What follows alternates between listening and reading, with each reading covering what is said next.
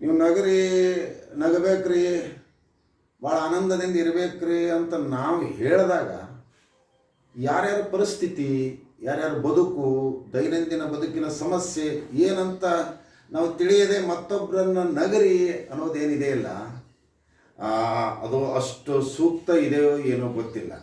ಮೊನ್ನೆ ಒಂದು ಕಾರ್ಯಕ್ರಮಕ್ಕೆ ಹೋಗಿದ್ದೆ.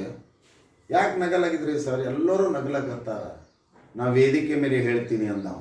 ಹಾಂ ಬರ್ರಿ ಅಂದೆ. ಗೆಳತಿ ಪ್ರೇಮಿಗಳ ದಿನ ಒಂದು ಕವನನೇ ಪ್ರಾರಂಭ ಮಾಡ್ದವ. ಗೆಳತಿ ಪ್ರೇಮಿಗಳ ದಿನ, ಹೆಂಡತಿ ಬಲಿಪಾಡ್ಯಮಿ.